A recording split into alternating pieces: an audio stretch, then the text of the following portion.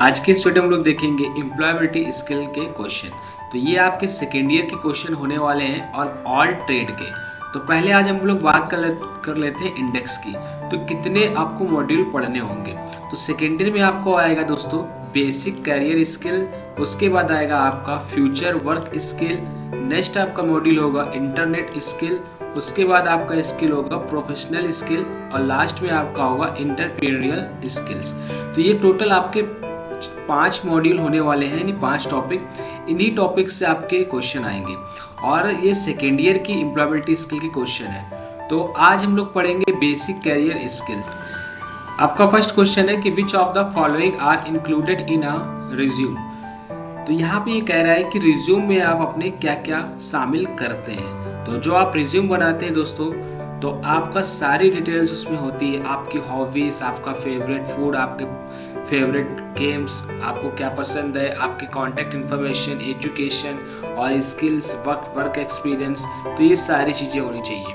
तो यहाँ पे अगर हम लोग बात करें कि आपका राइट आंसर कौन होगा, तो यहाँ पे होगा आपका contact information, educational details, skills and work experience, ये होता है। और बहुत लोग आपका रिज्यूम में नहीं लगाते हैं, लेकिन ऐसा बोल भी देते हैं कि आपको क्या हॉबीज हैं, ये भी लिखा जाता है।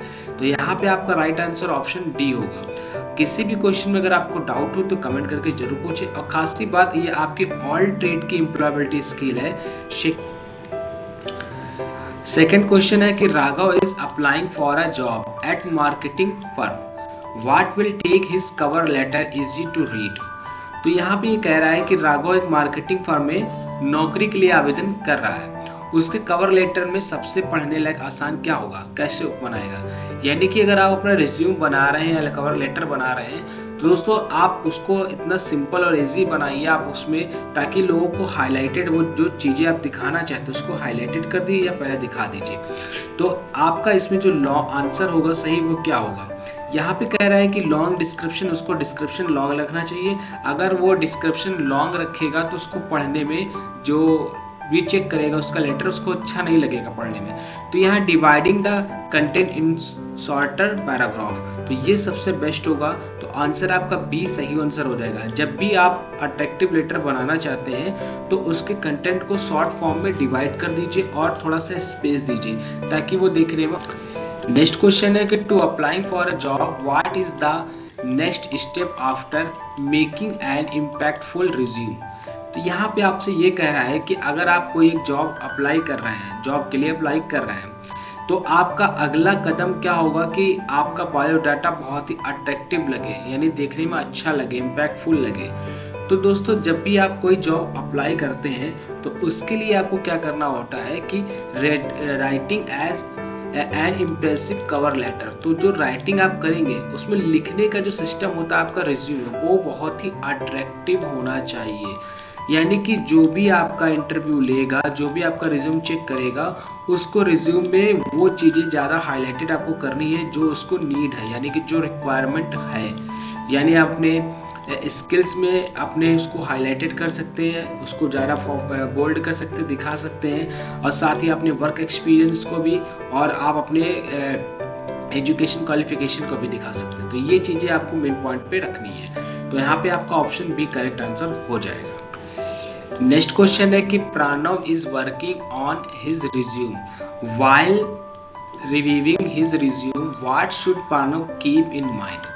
तो यहाँ पे कह रहा है कि प्रणव यानी अपना बायोडाटा यानी कि रिज्यूम बना रहा है या उस पर काम कर रहा है, तो उसको अपने रिज्यूम में क्या क्या ध्यान देना चाहिए और क्या क्या इसमें लिखना चाहिए, क्या गलती नहीं करनी चाहिए। तो ये सब चीज़ें इसमें बता रहा। तो अगर हम बात करें कि जब हम एक रिज्यूम बनाते हैं दोस्तों, ये बहुत ही क्वेश्चन सिंपल एम्प्लॉयबिलिटी स्किल की, बस हर एक टॉपिक से आपके क्वेश्चन पूछे जाते हैं।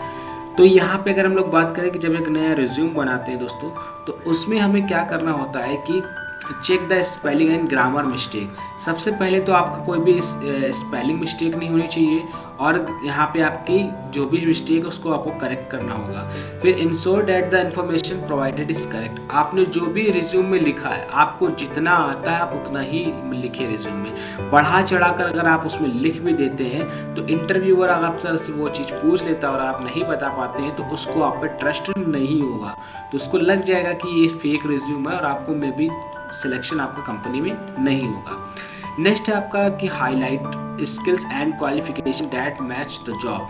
तो जॉब डिस्क्रिप्शन आप जब देख के जाते हैं कि इसमें क्या क्या मांगा गया है, अगर वही स्किल आपके पास है तो उनको हाईलाइट कर दीजिए, ताकि जब भी कोई इंटरव्यूअर उसको देखे तो उसको लगे कि हाँ ये वो लड़का या लड़की मेरे काम का है और ये जो मैंने रिक्वायरमेंट डाली है उसी के हिसाब से ये आया है। तो यहाँ पे अगर हम लोग बात करें तो ऑल ऑफ दीज पॉइंट्स आपको देखने पड़ेंगे, तो ऑप्शन डी एकदम। नेक्स्ट क्वेश्चन आपका कि Pooja is applying for a motor mechanics position in an automobile company, what should she include in her cover letter.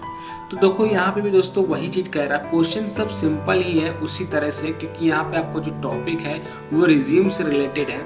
तो यहाँ पे पूजा एक ऑटोमोबाइल कंपनी में मोटर मैकेनिक के पद के लिए आवेदन कर रही है, उसे अपने कवर लेटर में क्या शामिल करना चाहिए। तो कवर लेटर आपका रिज्यूम ही है, उसमें क्या शामिल करना चाहिए, तो क्या शामिल होना चाहिए दोस्तों यहाँ पे आप लोग कमेंट करके भी बता सकते हैं। तो यहाँ पे आपके जो पॉइंट्स दिए मैं आपको पहले वो बताता हूँ कि सैलरी एक्सपेक्टेशंस, यानी कि सैलरी एक्सपेक्टेशन शामिल करना चाहिए, या एजुकेशन डिटेल्स शामिल करनी चाहिए, या फिर आपके reasons why she is suitable for the role, या फिर हर हॉबीज कुकिंग गार्डनिंग। तो यहाँ पे आपका दोस्तों ये आंसर होना चाहिए कि reason why she is suitable for the job, उसको अपने कवर लेटर में ये शामिल करना चाहिए, क्योंकि आपसे कंपनी पूछ सकती है कि आप इस कंपनी आपसे पूछ सकती है कि आपको मैं हायर क्यों करूं, या आप इस कंपनी में क्यों आना चाहते हैं। तो आपको ये रीज़न लिखना पड़ेगा कि आपकी जो कंपनी की रिक्वायरमेंट है वो सारी स्किल्स मेरे अंदर हैं। तो पूजा को अपने कवर लेटर में ये रीज़न मेंशन करना चाहिए कि she is suitable for the role, यानी कि वो इस रोल के लिए सुटेबल है, सक्षम है। नेक्स्ट क्वेश्चन है कि व्हाट इज फॉर्मल कम्युनिकेशन। तो औपचारिक संचार क्या है। अब यहाँ पे फॉर्मल कम्युनिकेशन की अगर हम लोग दोस्तों बात करें तो फॉर्मल कम्युनिकेशन में से क्या होगा, अगर आपको इसका आंसर पता है तो कमेंट बॉक्स में जरूर लिखें। तो फॉर्मल कम्युनिकेशन की अगर हम लोग बात करें तो मैंने आपको पहले भी बताया बैक क्लासेस में, अगर 2023 की आपने बैक क्लासेस नहीं देखी 2023-2022 की ITI की तो जाके देख लें, लगभग क्वेश्चन सेम ही है, कुछ ही क्वेश्चन दोस्तों अभी अपडेट हुए हैं, नए चेंज हुए हैं, नहीं तो लगभग आपके सब कुछ सेम ही है। तो यहाँ पे अगर हम लोग बात करें कि फॉर्मल कम्युनिकेशन, तो दोस्तों फॉर्मल कम्युनिकेशन आपके स्कूल कॉलेज और आपके किसी ऑफिस बैंक पुलिस स्टेशन इन सब जगह फॉर्मल यूज होता है। तो यहाँ पे आपको जो राइट आंसर होगा वो होगा official communication following as a set of rules. तो ऑप्शन बी एकदम करेक्ट आंसर होगा। इनफॉर्मल क्या होता है, इनफॉर्मल वो होता है जो हम अपने घर में या फिर अपने दोस्तों से बात करते हैं। फॉर्मल में आपको रिस्पेक्ट दे करके और एक शब्द नहीं बोलना चाहिए, यानी गलत नहीं बोलना चाहिए और अच्छे से। लेकिन अगर आप जब इनफॉर्मल होते हैं तो अपने दोस्त को कुछ भी बोल सकते हैं, किसी भी टॉपिक पे बात कर सकते हैं और मौज मस्ती से ही रह सकते हैं। लेकिन फॉर्मल में आप नहीं रह सकते। नेक्स्ट क्वेश्चन है आपका 7 कि which of the following is a formal introduction in a job interview. तो यहाँ पे कह रहा है कि आप फॉर्मल इंट्रोडक्शन अपने जॉब इंटरव्यू में कैसे देंगे या क्या होगा। तो यहाँ पे अगर हम लोग बात करें तो सबसे पहले आपको फॉर्मल दिखने के लिए यानी फॉर्मल इंट्रोडक्शन देने के लिए इनमें से क्या बोलना पड़ेगा।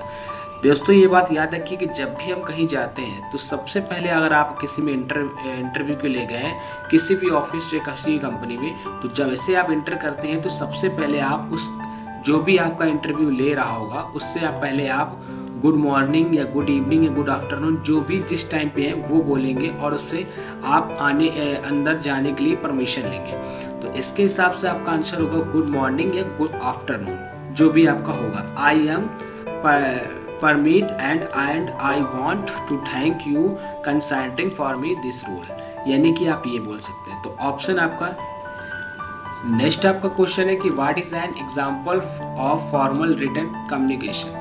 तो फॉर्मल रिटन कम्युनिकेशन का एक अच्छा उदाहरण इनमें से क्या है। दोस्तों फॉर्मल रिटन कम्युनिकेशन के अगर अच्छे उदाहरण की अगर हम लोग बात करें तो वो है आपका सबसे अच्छा ईमेल। व्हाट्सएप आपका नहीं है, ये आपका ईमेल सबसे अच्छा आंसर होता है फॉर्मल का। तो ऑप्शन आपका सी एकदम करेक्ट आंसर होगा, written an email to. Next आपका क्वेश्चन है कि during a job interview if you could not hear or understanding a question what should you say. अब ये प्रॉब्लम बहुत ज़्यादा होती है कि कभी इंटरव्यूअर आपसे क्वेश्चन कर रहा है और आपको या तो क्वेश्चन समझ में नहीं आया या फिर आपने ध्यान से सुना नहीं, तो इस नतीजे पे आप क्या कहेंगे, आपको क्या कहना चाहिए इंटरव्यूअर से। तो यहाँ पे दोस्तों कई तरह से लोग बोलते हैं, लेकिन इसमें जो ऑप्शन दिए गए उस हिसाब से मैं आपको इसका आंसर बताऊं तो इसमें आप ये बोल सकते हैं, सबसे पहले तो आपको सॉरी बोलना है कि माफ़ कीजिए मुझे सुनाई नहीं दिया, या मैं ज़ोर से सुनता हूँ, इस टाइप का बोल सकते हैं। बाकी इसमें क्या कह रहा है कि sorry I did not understand, मुझे माफ़ किए मैं समझ नहीं पाया या मैं सुन नहीं पाया, आप ये बोल सकते हैं। आप कभी भी सामने वाले की गलती को नहीं बोलेंगे कि आपको तेज बोलना चाहिए, नहीं, आप अपनी ही गलती बताएंगे ताकि आपको उनको पर ट्रस्ट बना सके। Could you please repeat the question, क्या आप दोबारा बोल सकते हैं, मैं सुन नहीं पाया, मुझे ऊंचा सुनाई देता, कुछ इस तरह से आप बोल सकते हैं। तो आपको पहले सॉरी बोलना है, ये बात आपको याद रखिए। तो ऑप्शन ए आपका करेक्ट आंसर है। और दोस्तों आज आपका लास्ट क्वेश्चन है कि during a job interview Ramesh is asked to describe this top 3 strengths, which of the following responses show good formal communication। अब यहाँ पे कह रहा है कि जॉब इंटरव्यू के दौरान रमेश ने डिस्क्राइब किया है कि अपनी 3 स्ट्रेंथ को। अब इससे कह रहा है कि सबसे यहाँ पे गुड फॉर्मल कम्युनिकेशन क्या है, उसका जवाब आपको बताना है। तो इसके अगर हम राइट आंसर की बात करें दोस्तों, तो इसका जो राइट आंसर होगा वो होगा my top 3 skills are problem solving, team work and attendance to detail, attends the detail. तो यहाँ पे आपका ऑप्शन सी करेक्ट आंसर होगा। और दोस्तों इसकी नेक्स्ट क्लास जल्दी आपको देखने की मिलेगी, सेकेंड ईयर की नेक्स्ट क्लास जल्दी आएगी। साथ ही साथ दोस्तों आप लोग चैनल को सब्सक्राइब नहीं किए हैं तो सब्सक्राइब कर दें, क्योंकि आपके एग्जाम के ज़्यादा दिन नहीं बचे हैं। किसी भी टॉपिक में आपको डाउट हो तो कमेंट करें। और WCS की क्लास जल्दी आने वाली है, यानी वर्कशॉप कैलकुलेशन की विद सॉल्यूशन के साथ, फर्स्ट ईयर सेकेंड ईयर की बोथ की। मिलते हैं नेक्स्ट वीडियो में। सत्य मॉनिटर से जुड़े